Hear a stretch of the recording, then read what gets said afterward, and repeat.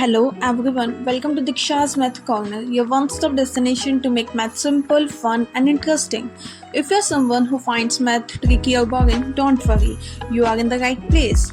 Here we will learn concepts step by step, solve problems together and most importantly, build confidence in maths. So whether you are preparing for exams, looking for quick tricks or just want to improve your basic, this channel is just for you.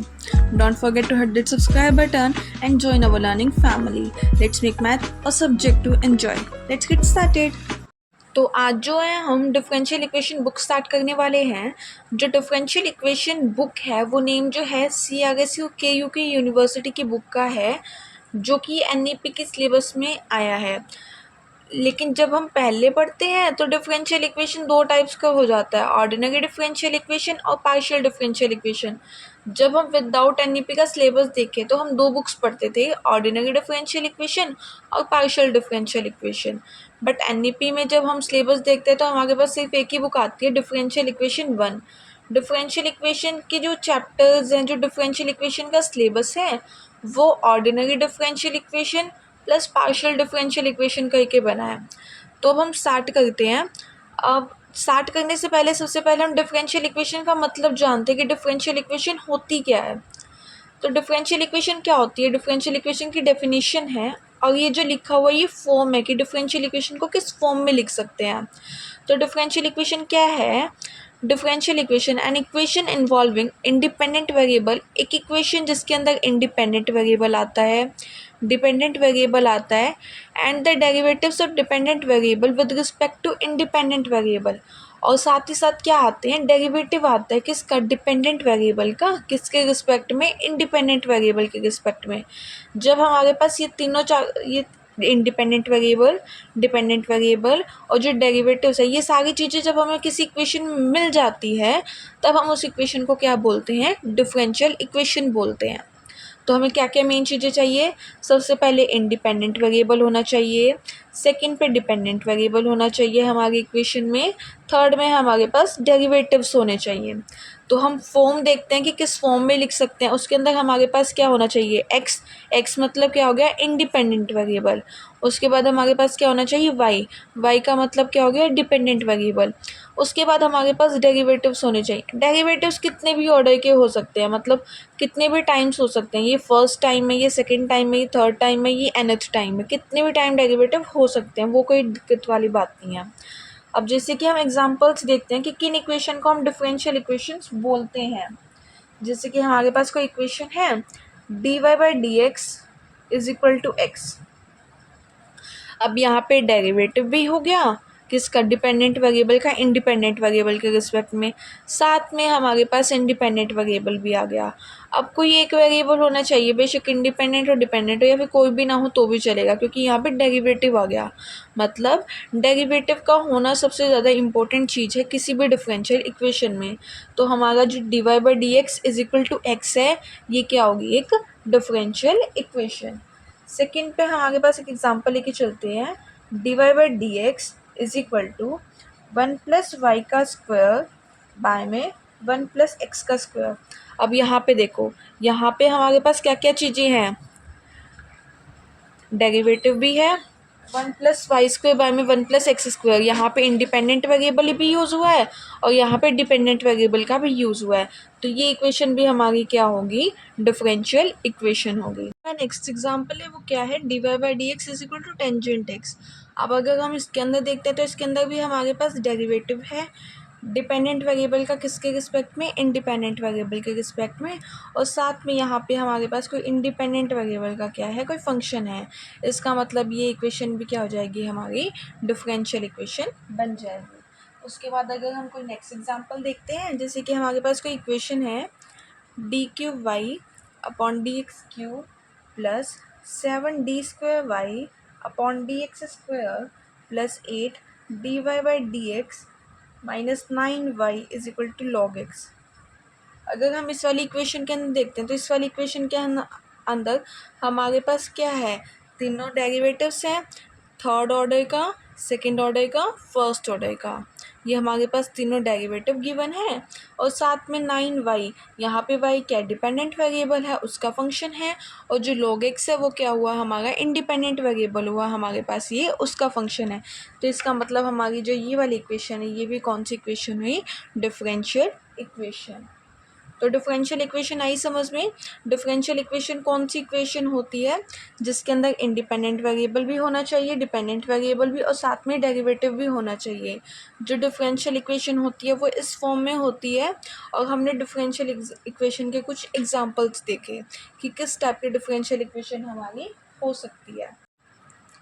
अब हम जो है आगे differential equation की types के बारे में पढ़ेंगे कि डिफरेंशियल इक्वेशन कितने टाइप्स की होती हैं। जो डिफरेंशियल इक्वेशन होती है हमारी वो 2 टाइप्स की होती है। सबसे फर्स्ट आती है ऑर्डिनरी डिफरेंशियल इक्वेशन और सेकंड पे आती है पार्शियल डिफरेंशियल इक्वेशन। अब हम जानते हैं कि ऑर्डिनरी डिफरेंशियल इक्वेशन क्या होती है।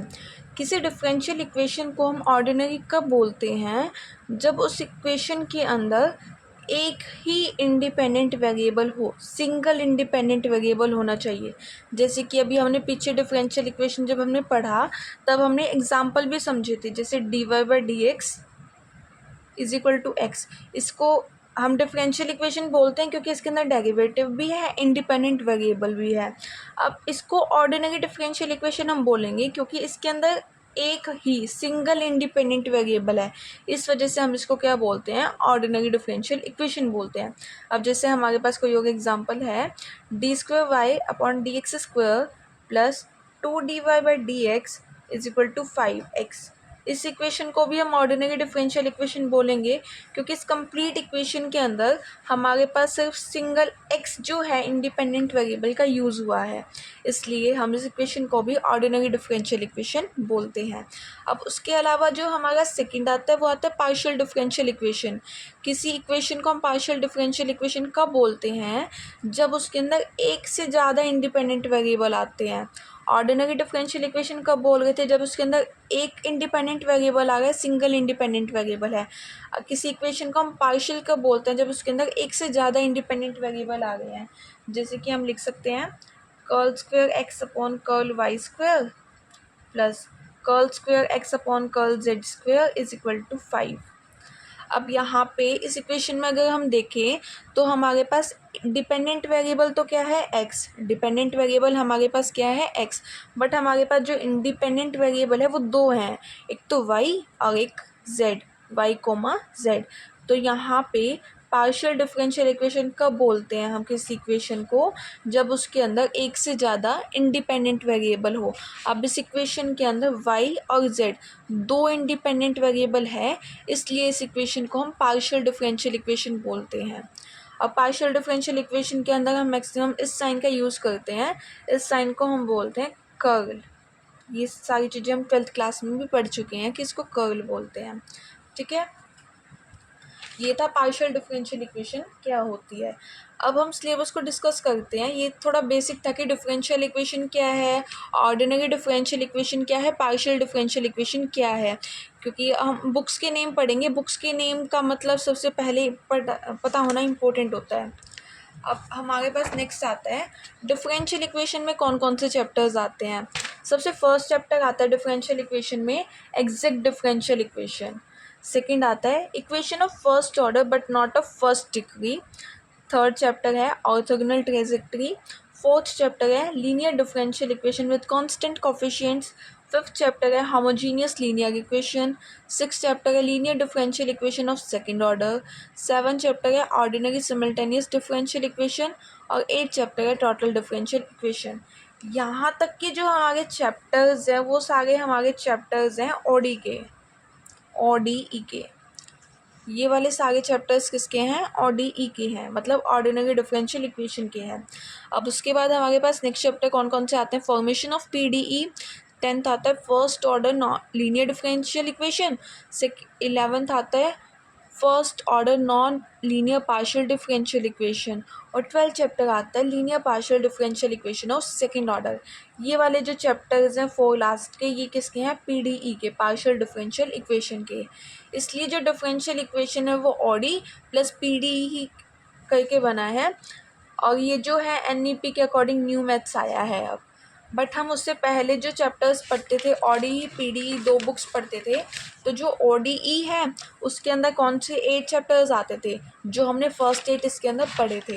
कौन कौन सी? Exact differential equation, equation of first order but not of first degree, third आता है ऑर्थोगोनल ट्रांजेक्टरी, फोर्थ है linear differential equation with constant coefficients, fifth आता है होमोजेनियस लीनियर इक्वेशन, सिक्स आता है linear differential equation of second order, seventh है ordinary simultaneous differential equation और eighth है टोटल डिफरेंशियल इक्वेशन। अब इसकी यूनिट्स कैसे बनती थी? फर्स्ट 2 चैप्टर्स की पहली यूनिट बनती थी, थर्ड फोर्थ फिफ्थ चैप्टर की सेकंड यूनिट, सिक्स चैप्टर से हमारी थर्ड यूनिट कवर होती थी और सेवन्थ और एट्थ चैप्टर से हमारी एट्थ यूनिट कवर होती थी। ये तो था ऑर्डिनरी डिफरेंशियल इक्वेशन। अब नेक्स्ट हमारे पास मैथ्स था partial differential equation. Partial differential equation के अंदर हमारे पास 9 चैप्टर्स थे। 9 चैप्टर में से फर्स्ट चैप्टर का नेम था formation of partial differential equation, कि पार्शियल डिफरेंशियल इक्वेशन को हम बनाते कैसे, उसको फॉर्म कैसे करते हैं। उसके बाद जो हमारा सेकंड चैप्टर है उसका नेम है first order linear partial differential equation, first order की linear partial differential equation. Third chapter है हमारे पास first order non linear partial differential equation. इन 3 चैप्टर से हमारी फर्स्ट यूनिट बनती है। उसके बाद फोर्थ चैप्टर आता है linear partial differential equation of second and higher orders. Fifth chapter है partial differential equation with variable coefficients, reducible to equation with constant coefficient। Fourth और फिफ्थ चैप्टर से हमारी सेकेंड यूनिट कवर होती है। और six chapter है classification and canonical forms of second order linear partial differential equation. Seven chapter है Monge's method for partial differential equation of second order. Eight chapter है हमारा characteristics of second order partial differential equations and Cauchy's problem. उसके बाद 9 chapter आता है method of separation of variables, wave, heat and Laplace equations. और यहाँ पे हमारी 6 तो 7 चैप्टर से थर्ड यूनिट कवर होती है और लास्ट यूनिट मतलब फोर्थ यूनिट जो है 8 तो 9 चैप्टर से कवर अप होती है। तो ये था ऑर्डिनरी डिफरेंशियल इक्वेशन का सिलेबस और पार्शियल डिफरेंशियल इक्वेशन का सिलेबस। अब हम जो है सबसे पहले ऑर्डिनरी डिफरेंशियल इक्वेशन से स्टार्ट करते हैं, तो इससे आगे का हम नेक्स्ट लेक्चर में पढ़ेंगे। Thank you for watching.